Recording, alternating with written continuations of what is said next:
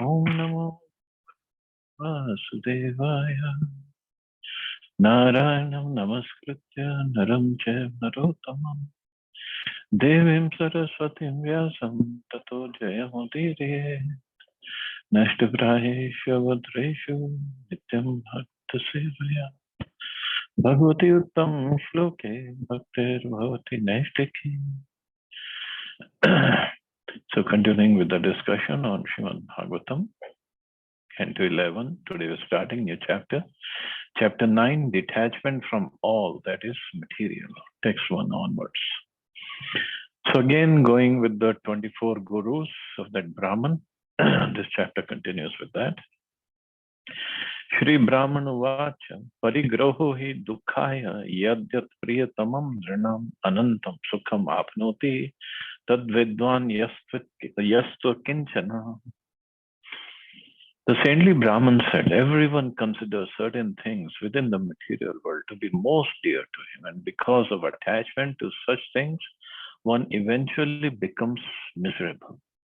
One who understands this gives up material possessiveness and attachment and thus achieves unlimited happiness.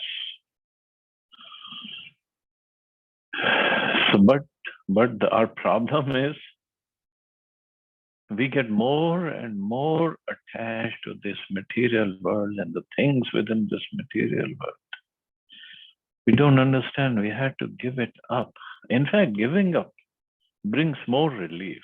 Just like if we have drank too much water, then naturally we have to pass urine. And if we don't pass urine, it will give problems, lots of problems. We cannot even sit still. So the passing of urine, giving up, gives so much of relief. So similarly, material world, we keep on accumulating, and that's why giving up, whether we give up in charity, start giving up, because it cleanses our mind, cleanses our possessions, the money, the opulence. This is what we are here for. And here it is a saintly Brahman. He is Dattatreya, Lord Dattatreya himself. Actually, later on we'll see, he achieves unlimited happiness.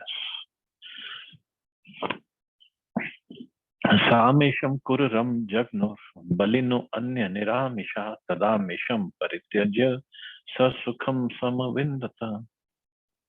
Once a group of large hawks who were unable to find any prey attacked another weaker hawk who was holding some meat.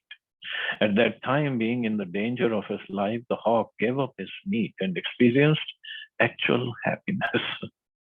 Otherwise, he would have been killed by the large hawks. Incited by the modes of nature, birds become violent and kill other birds to eat them or to steal meat captured by them. Hawks, vultures, and eagles are in this category. However, one should give up the envious propensity to commit violence against each other and should take to Krishna consciousness, whereby one sees every living entity as equal to oneself. On this platform of actual happiness, one does not envy anyone and thus sees no one as his enemy.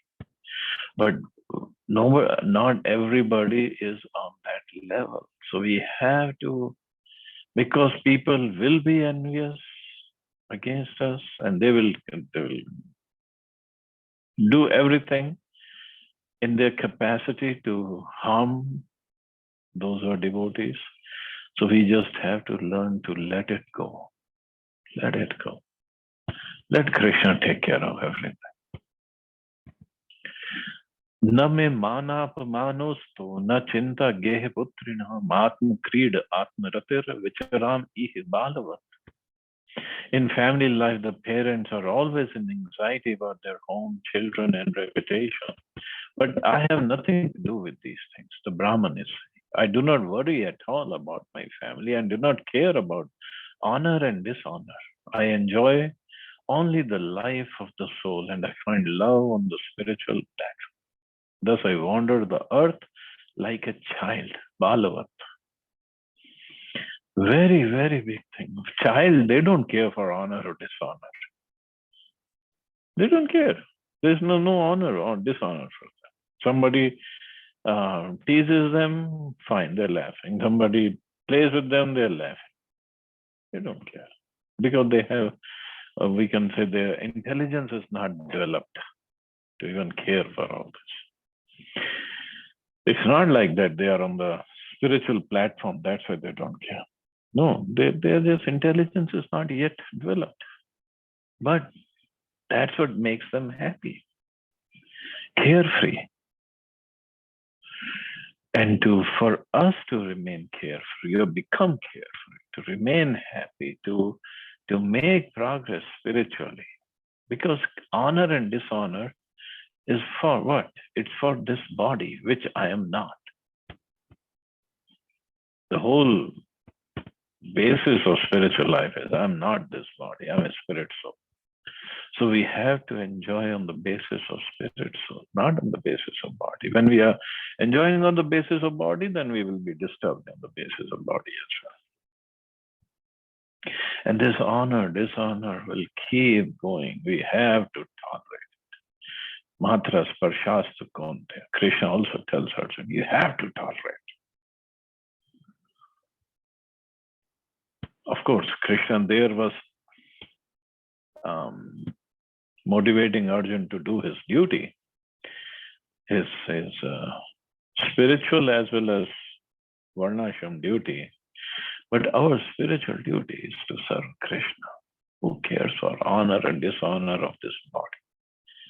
And if we get into too much honor or dishonor, then we cannot serve Krishna. We'll be worried about honor or dishonor only. Dvavev chintaya mukto paramanandapluto yo vimugdho jado balo yo gunebhya param gataha. In this world, the two types of people are free from all anxiety and merged in great happiness. One who is a retarded and childish fool, and one who has approached the Supreme Lord, who is beyond the three modes of material nature. Those who fervently seek material sense gratification are gradually pushed down into a miserable condition of life. Because as soon as one even slightly violates the laws of nature, one must suffer sinful reactions. Thus, even materially alert and ambitious persons are constantly in anxiety, and from time to time, they are plunged into great misery. Those who are nonsensical and retarded, however, live in a fool's paradise, and those who have surrendered to Lord Krishna are filled with transcendental bliss. Therefore, both the fool and the devotee may be said to be peaceful in the sense that they are free from the ordinary anxiety of the materially ambitious persons.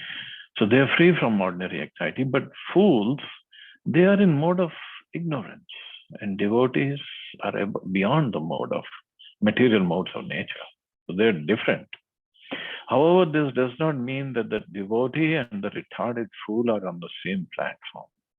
A fool's peace is like that of a dead stone, whereas a devotee's satisfaction is based on perfect knowledge. But only two people are happy, either crazy or a devotee. Kvachit kumari tvatmanam vrinanan grihamagatam swayam tanar hayamasa kwapi yateshu bandhushu.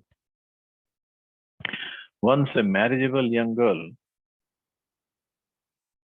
was alone in her house because her parents and relatives had gone that day to another place. At that time, a few men arrived at the house, specifically desiring to marry her. She received them with all hospitality. So wonderful example or an anecdote is being presented here.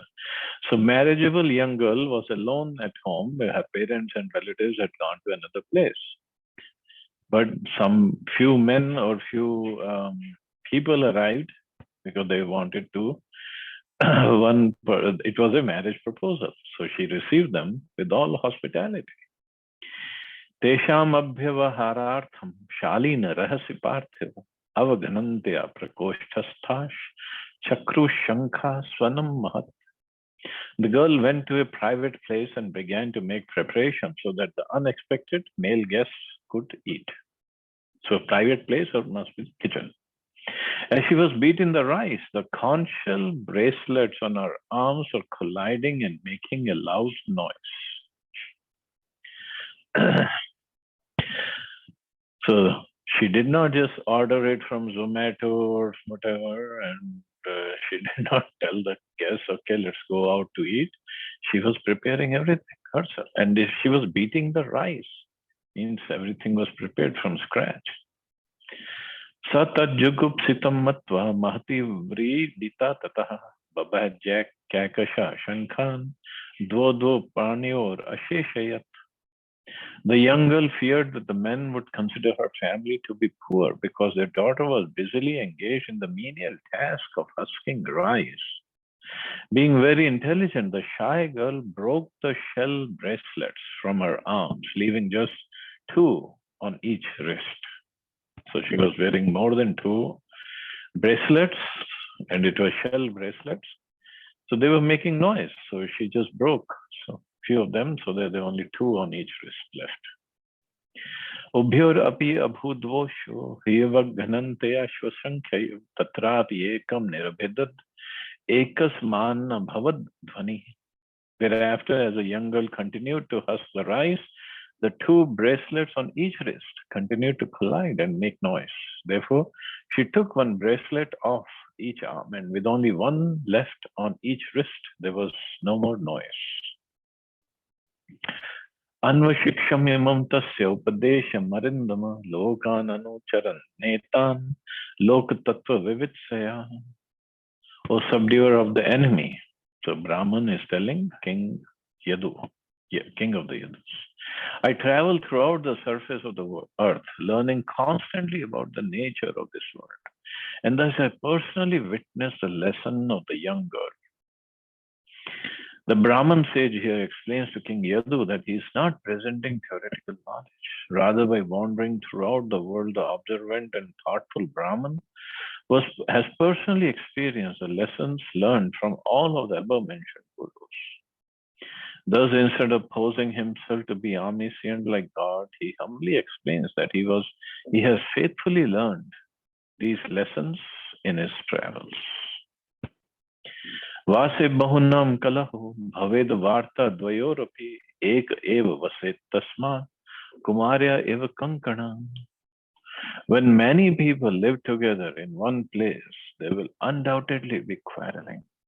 And even if only two people live together, there will be frivolous conversation and disagreement.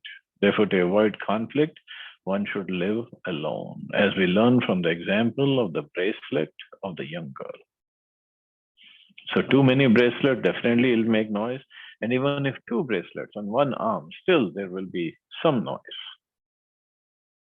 So we cannot avoid conflict, especially in Kali Yuga. Srila Vishwanath Chakravarti Thakur has given a nice example in this regard.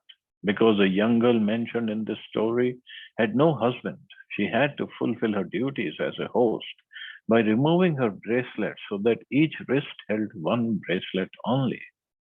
In the same way, the process of Jnana Yoga or spiritual advancement by philosophical speculation demands that the speculating sages live alone without any other association. Since Jnanis have dedicated their lives to speculation, there will undoubtedly be endless argument and quarreling on technical points if many Jnanis live together. Therefore, to keep a peaceful atmosphere, they must live alone. On the other hand, a king's daughter who has been duly married to an aristocratic prince fulfills her duties to her husband by dressing herself attractively with innumerable ornaments and approaching him for love. Similarly, the goddess of devotion, Bhakti Devi, decorates herself with the innumerable ornaments of the Vaishnavas who come together to relish the sweet sound of the holy name of the Lord.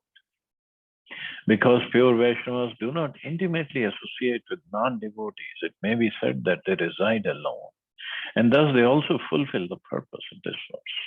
There cannot be any quarrel among pure Vaishnavas because they are on the real platform of desirelessness, not wanting even salvation or mystic powers, what to speak of sense gratification.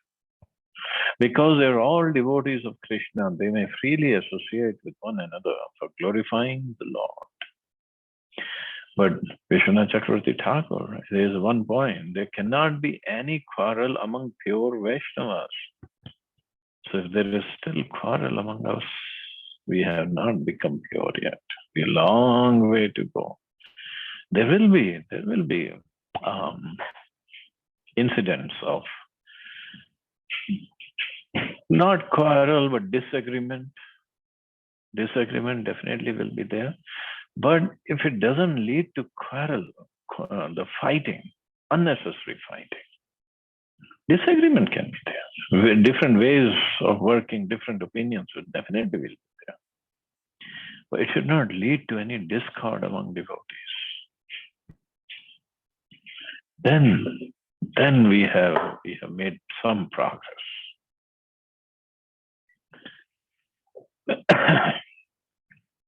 Even Prabhupada, when he was leaving his body, he called his disciples and he told them, if you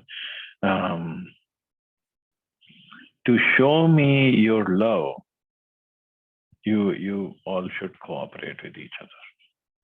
Something like that. On the same lines, I don't remember the exact wording. To show your love for me, you should cooperate. Something like that. But this is what it is. Until we have become pure, our desires, our heart has been cleansed of all the material desires. Because the fight happens when each of us thinks my desires are the best desires. So my desires are what Krishna. As a devotee, this is what we think. But if all of us figure out what exactly Krishna wants, and we serve each other accordingly and helping each other to fulfill Krishna's desires, then there will not be any fights, any discord, any disagreements, anything.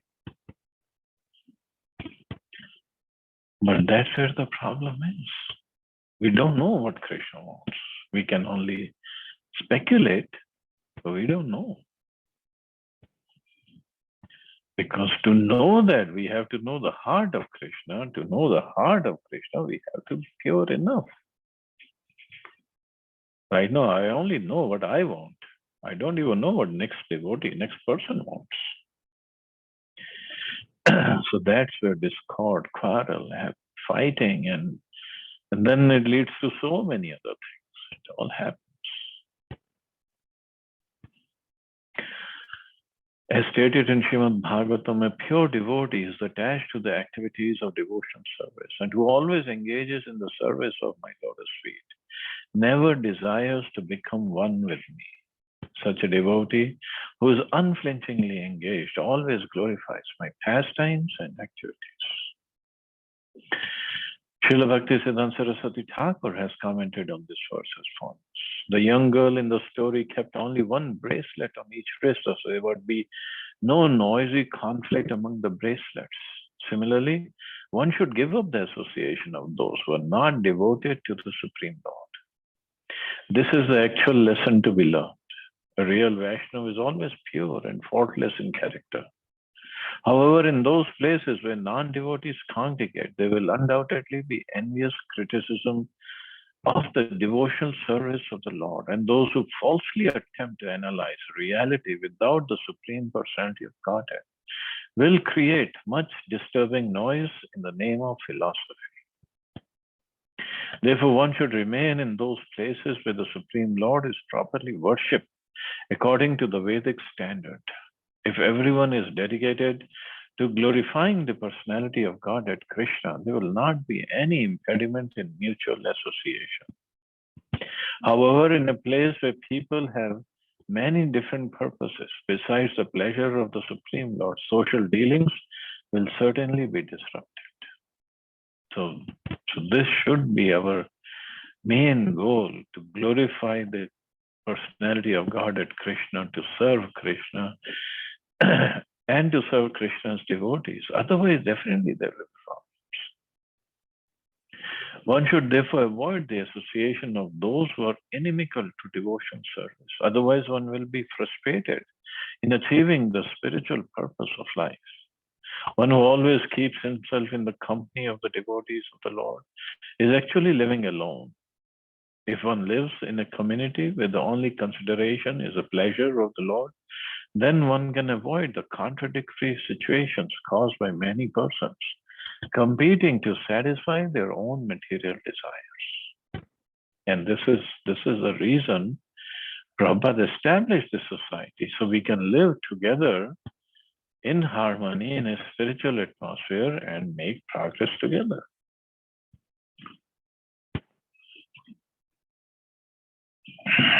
Now it's up to us how much we want to succeed.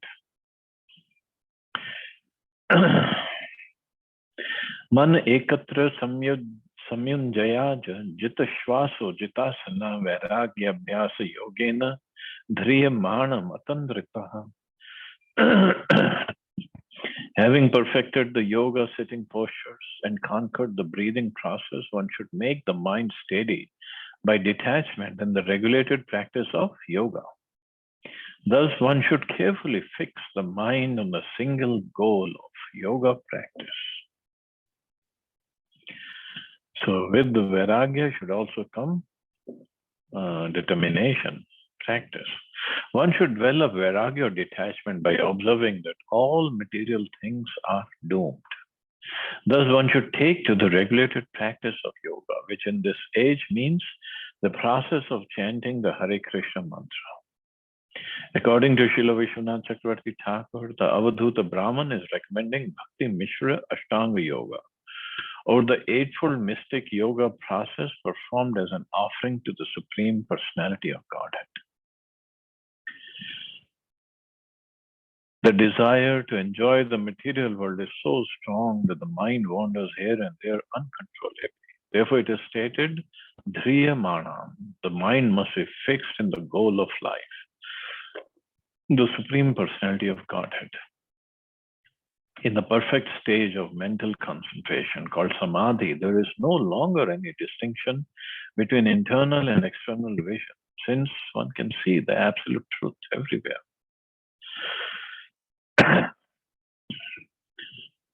So with Vairagya, we should concentrate, fix our mind. Further, Brahman is saying, Yasmin mano labda padam yadet tach chana shanna ramunchati karma renum satvena vridhena rajastamascha vidhuya nirvanam upatya nindhanam. The mind can be controlled when it is fixed on the Supreme Personality of Godhead. Having achieved a stable situation, the mind becomes free from polluted desires to execute material activities. Just as a mode of goodness increases in strength, one can completely give up the modes of passion and ignorance, and gradually one transcends even the material mode of goodness. When the mind is freed from the fuel of the modes of nature, the fire of material existence is extinguished. Then one achieves the transcendental platform of direct relationship with the object of his meditation, the Supreme Lord. So this control of the mind and the fixing of the mind on the Supreme Personality of Godhead, then slowly taken in above the three modes of going at least to the mode of goodness, then going beyond, that's what is needed. The word Yasmin in this verse, according to Srila Sri Goswami, indicates the Supreme Personality of Godhead, who is the reservoir of all pleasure. Giving up the material propensities of the mind does not mean merging into an impersonal existence. It only means one must become firmly established in the mode of goodness and then gradually rise onto the spiritual platform, where one may dwell in the company of the Supreme Personality of Godhead. So somehow or other, yena kena prakarena mana Krishna niveshayat. Somehow or other, you have to engage your mind in the service of Krishna. And the example, the fixing of mind is given in this next verse. Tadevam atmanya avaruddha chitto naved kinchid harintaram va yateshu karo naripatim vrajantam isho gatatmana dadarsha parshave. Thus, when one's consciousness is completely fixed on the absolute truth, the Supreme Personality of Godhead, one no longer sees duality or internal and external reality. The example is given of the arrow maker who was so absorbed in making a straight arrow that he did not even see or notice the king himself who was passing right next to him. That's concentration. It is understood that when a king moves on a public street, he is heralded by kettle drums and other musical instruments and is accompanied by soldiers and other members of his retinue. Thus, despite his royal extravaganza passing right by his workshop, the arrow maker did not even notice because he was completely absorbed in his prescribed duty of making an arrow straight and sharp. One who is completely absorbed in loving devotion service to the Absolute Truth, Sri Krishna, no longer pays attention to material illusion. In this verse, the word bahis, external, refers to the innumerable objects of material sense gratification, such as food, drink, sex, and so on, which drag the senses of the conditioned soul into material duality. The word antaram or internal refers to memory of previous sense gratification or hopes and dreams for future materialistic situations. So everywhere the Maya is attacking us, internally, externally, just we have to hold on to Krishna's lotus feet and Krishna's service so seriously that Maya has no way to disturb us. One who is seeing everywhere the absolute truth, Sri Krishna, categorically rejects both internal and external illusion. This is called a Mukti Pada, or the status of liberation. On this platform, there is neither attraction nor aversion to sense objects. Rather, there is loving absorption in the absolute truth, Krishna, and an overwhelming desire to please him by devotion service. One who gives up the reality of Krishna will be forced to wander uselessly in the kingdom of mental speculation. One who cannot see that the absolute truth, Lord Krishna, is the background and basis of everything that exists, will be bewildered by the false concept that there is something that is not Krishna. Everything emanates from the Lord, and He is the Lord of everything. So this should be our goal, to understand, to come to this level, and to talk about concentration. There's another example, another story that is given, that once Maharaj Akbar, he was sitting in the mosque, and he was reading Quran. He was sitting in the open area of the mosque. So then there was a girl who came running, although Maharaj Akbar's soldiers were around him just to make sure nobody disturbs him. One girl came running, and she didn't see Akbar, and while running, her foot touched Akbar, and then she just kept running, and Akbar got disturbed. And she kept running. Akbar called his soldiers, go look for that girl. And soldiers caught her after a while, brought her to Akbar. Akbar said, who are you? Why were you running so crazily? And you hit me while you were running. What were you doing? Why are you running so in such a way? The girl said, oh, I hit you? I don't even recall hitting you. I was actually, where were you going? Why were you running? Oh, actually, I was going to go see my lover. And Akbar got really angry. To see your lover, you were running and you hit me and disturbed me while I was reading Quran? What kind of behavior is this? And the girl said that, I'm sorry if I hit you, but looks like you were not reading Quran.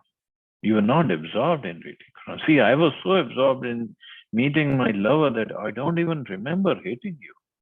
But if you were so absorbed in reading Quran, you wouldn't have noticed me hitting you. You would have should have been continued in Quran reading. So you were not absorbed. You were not reading Quran. Then Akbar understood his mistake. He let her go. This is what it is. We get disturbed by very little things. If my chanting gets disturbed by somebody playing loud music next door, or somebody honking on his horn, and some disturbance, some volume, something, not even next door in our own house, some things can be. That means we are not absorbed in chanting. I'm not saying there should not be peace in the house, but if it is not, rather than fixing the situation, we should fix our concentration. Try to concentrate more.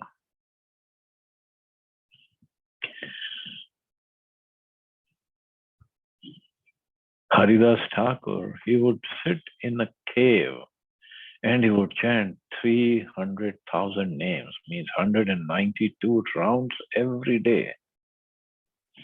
Some people used to come to see him in his cave. Villagers used to come. And after some time, villagers complained that, oh, Thakur, there is a very deadly poisonous snake in your cave. And we are afraid he will bite us when we come to see you. Please do something. And Haridas Thakur, oh, there is a snake in this cave? I didn't even notice. This is absorption. We get disturbed by even a little mosquito comes on our body while we are chanting.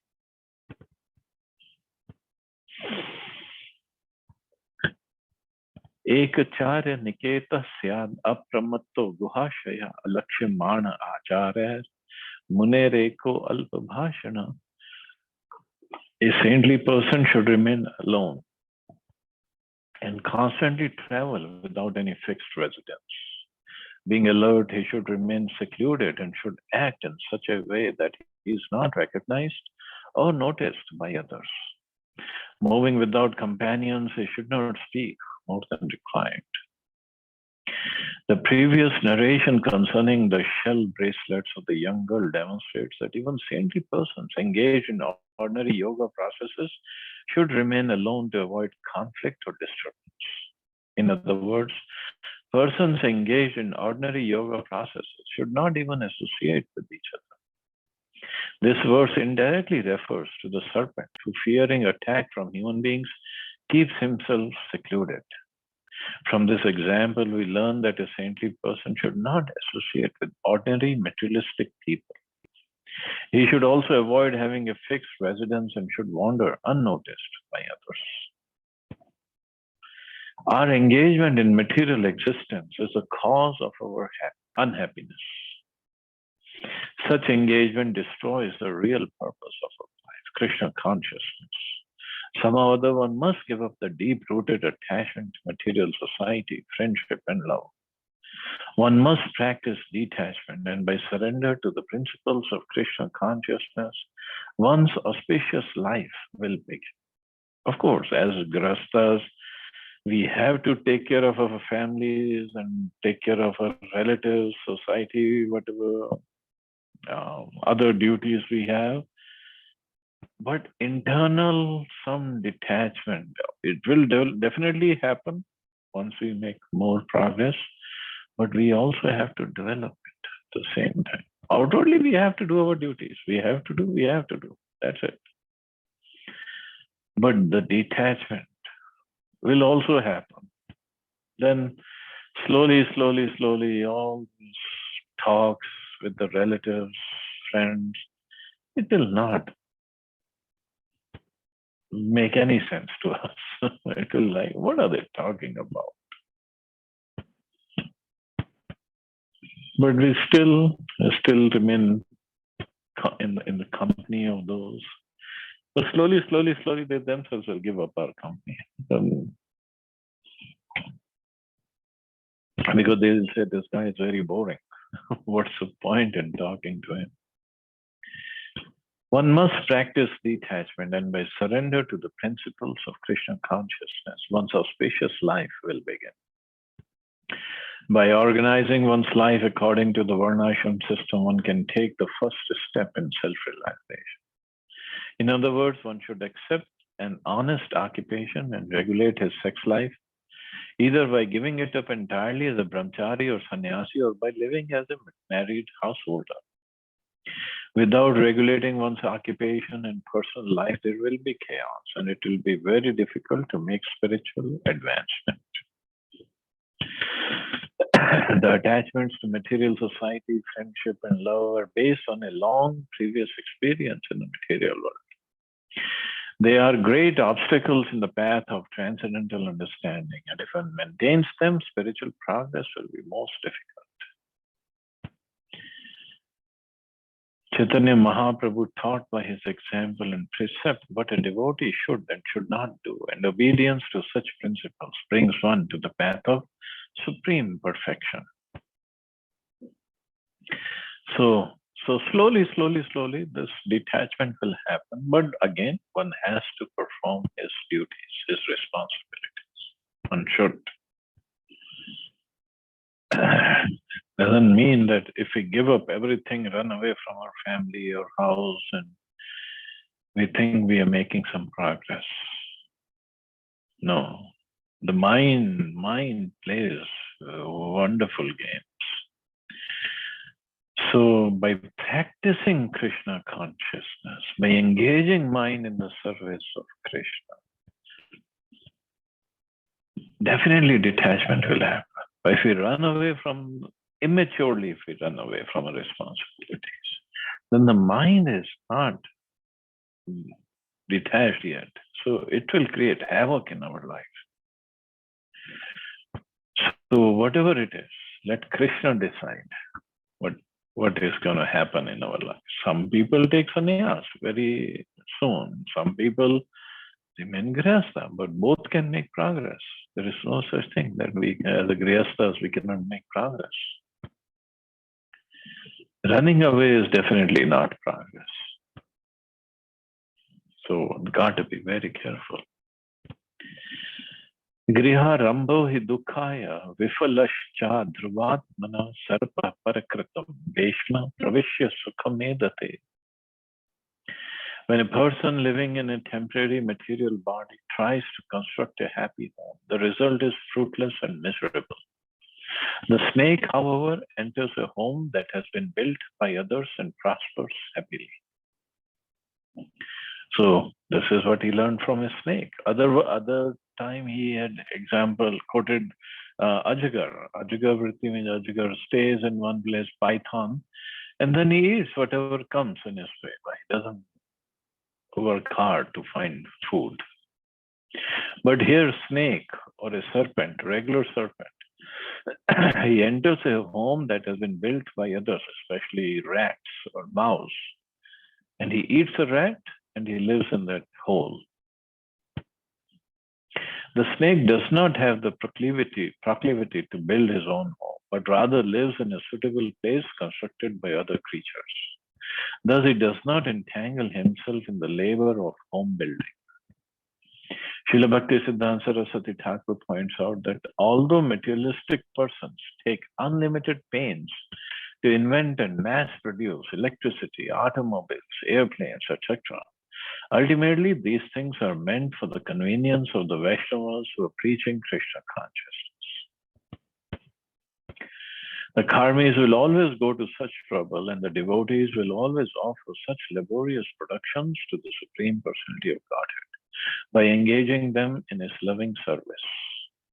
The devotees, being concerned with the ultimate perfection of life, do not personally struggle for material advancement. On the other hand, there is no need for the devotees to artificially imitate the austere lifestyle of ancient times. So Either way, we should remain neutral or just whatever bare minimum we have to do. It's not like we have to discover so many new things and new gadgets. No, we don't need to. But if Karmis have made iPhones and this computer and Zoom conference thing, so we can use it for learning Bhagavatam, well, yes, perfect thing to do. But at the same time, we don't need to artificially make the austere lifestyle that no phones, no electricity, no this, no that. No, we can engage everything in service of Krishna. A devotee's goal is simply to serve Krishna as nicely as possible. Therefore, the devotees willingly accept beautiful mansions and all types of material opulences, not with any personal attachment, but only so that these things can be engaged in the loving service of the Lord. If one engages such things with the desire to enjoy them, one falls down from the platform of pure devotional service. So, yukta har, yukta or yukta vairagya should be there.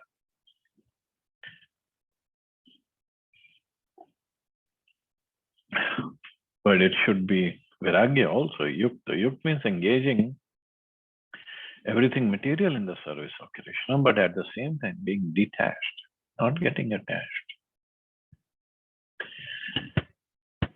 Eko Narayano Deva Purva Srishtam Swamayaya Sampritya Kala Kalya Kalpandidam Ishvaraha Eka Eva Dvitiyo Abhuda Atma Dharo Kilashriya.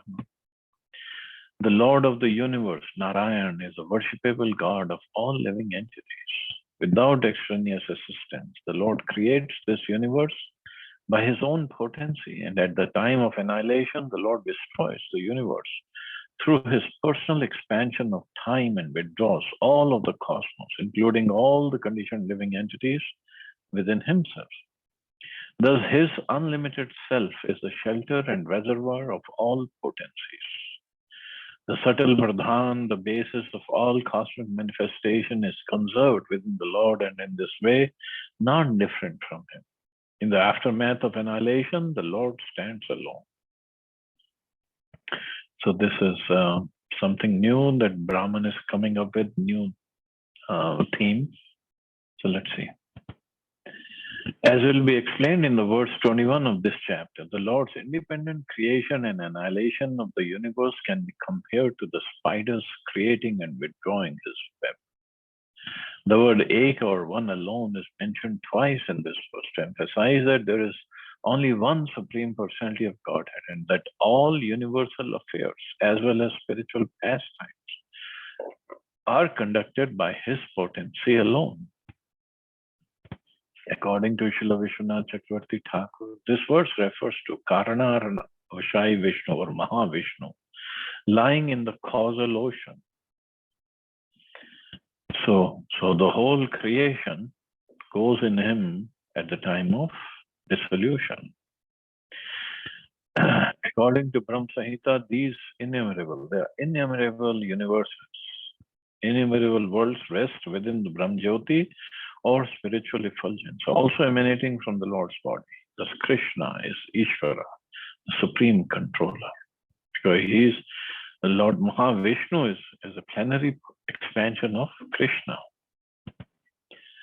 Kalen Natmanubhavena Samyam Nika Sushaktishu Sattvadishvadi Purusha Pradhana Purusheshvara Paravaranam Param Aste Kevalya Sangita Kevalanum Bhavananda Sandoho Nirupadika.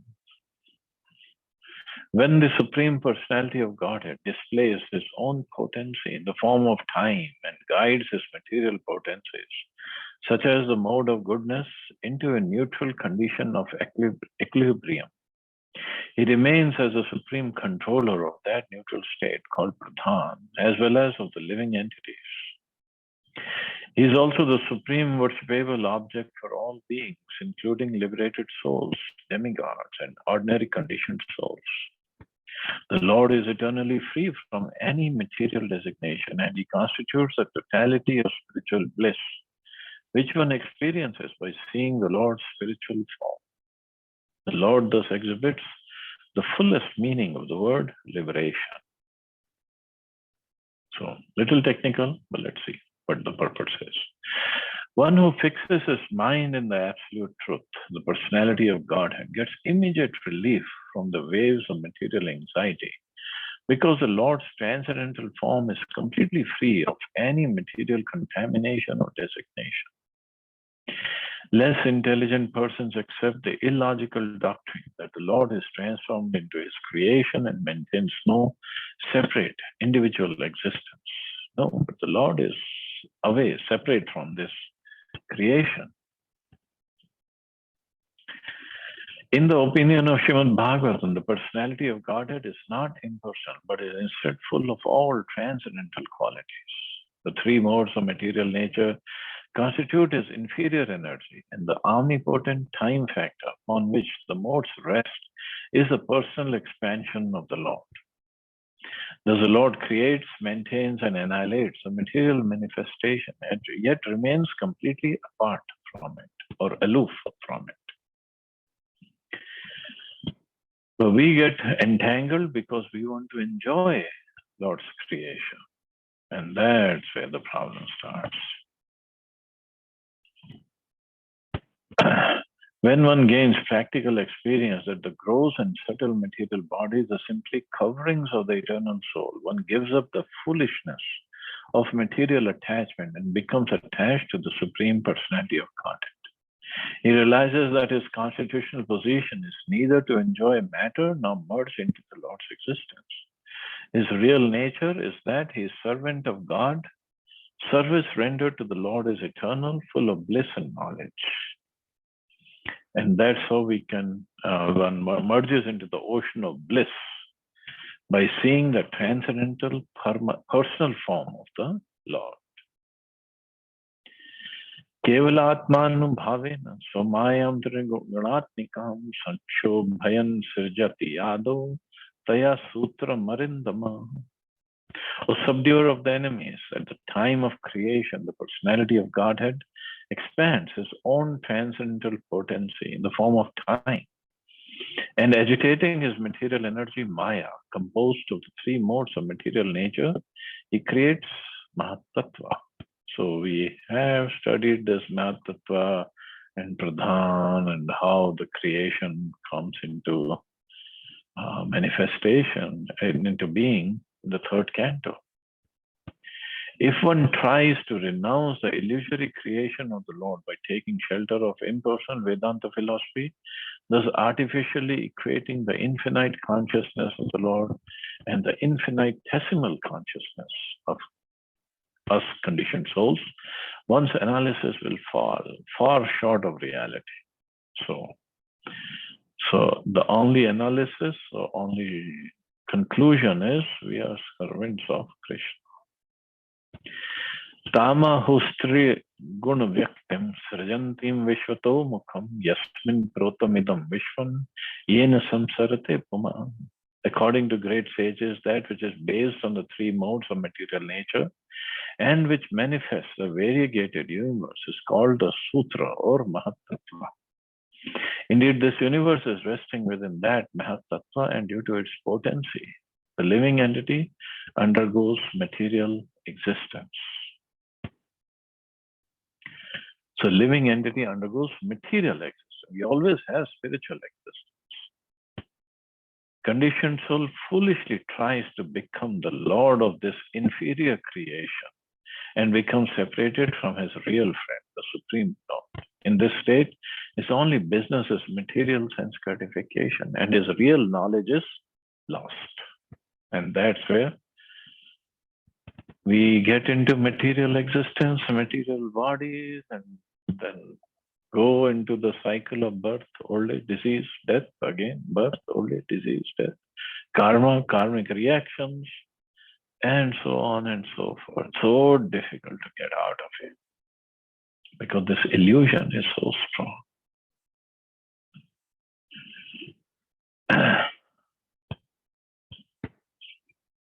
So, well, I guess we can stop here. See anybody has any questions or comments.